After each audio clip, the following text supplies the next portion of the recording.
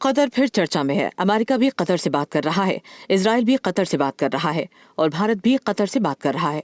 दुनिया भर के नेता कतर आ रहे हैं, कतर से बात कर रहे हैं। कतर पर एक बार फिर दुनिया की निगाहें टिकी हैं। यही तो चाहता है कतर, यही तो चाहता है कतर का शासक शेख तमीम बिन अहमद अल थानी। आपको बता दें कि इजराइल के खुफिया संगठन मोसाद और अमेरिकी खुफिया संगठन CIA के प्रमुखों ने कतर के प्रधानमंत्री से मुलाकात की है।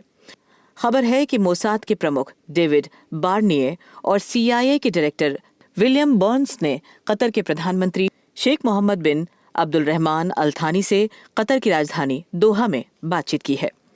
इस मुलाकात में गजा में हमास के कब्जे में फंसे बंधकों की रिहाई की शर्तों पर बात हुई। ये साफ नहीं हुआ है कि बैठक का नतीजा क्या निकला, लेकिन खबरों में कहा जा रहा है कि 10-15 बंधकों को इस शर्त पर छोड़ा जा सकता है यदि गजा में मानवता की खातिर 1-2 दिन के लिए हमले रोके जाएं। ये तो हुई अमेरिका इजराइल की बात। इधर भारत भी लगातार कतर से बात कर रहा है। बातचीत की वजह है कतर की जेल में बंद भारत के 8 पूर्व नौसैनिक, जिन्हें पिछले महीने कतर की एक अदालत ने जासूसी के आरोप में मौत की सजा सुनाई थी। भारत ने अब इन 8 नौसैनिकों की मौत के सजा के खिलाफ कतर की ऊपरी अदालत में अपील की है। भारत अपने नौसैनिकों को छुड़ाने के लिए लगातार कतर के राजनयिकों से बात कर रहा है। कतर में भारत के राजदूत के जरिए वहां जेल में बंद नौसैनिकों को 7 नवंबर को काउंसलर एक्सेस भी मुहैया करवाया गया है। आपको बता दें कि कतर ने भारत के पूर्व नौसैनिकों पर जासूसी का आरोप लगाया है। इन आरोपों को अब तक आधिकारिक रूप से सार्वजनिक नहीं किया गया है, लेकिन अब तक जो खबरें आई हैं उनके अनुसार इन 8 आरोपी नौसैनिकों पर कतर के एक पनडुब्बी प्रोजेक्ट से जुड़ी गुप्त सूचनाएं इजराइल को देने का आरोप है। भारत के अनुसार कतर की अदालत में अब इस मामले पर 23 नवंबर को सुनवाई हो सकती है।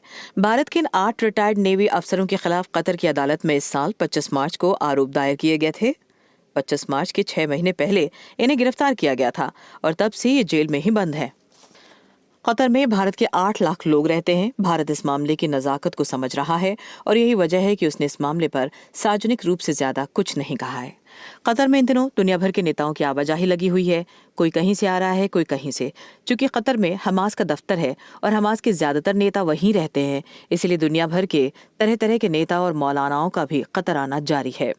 हाल ही में पाकिस्तान के जमीयत उलेमाए इस्लाम के मुखिया मौलाना फजलुर रहमान ने दोहा में हमास के नेता खालिद मशाल और इस्माइल हानिया से मुलाकात की थी। जाहिर है मुलाकात का मकसद हमास के लिए समर्थन और मदद जुटाना था।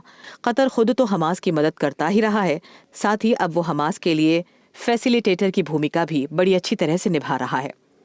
कतर खुश है, वहाँ लोग आ रहे हैं, जा रहे हैं। कतर चर्चा में है, कतर सुर्खियों में है। कतर को अपने प्रतिद्वंदी सऊदी अरब की तुलना में अब ज्यादा तवज्जो मिल रहा है। कतर अब दुनिया की राजनीति के केंद्र में है।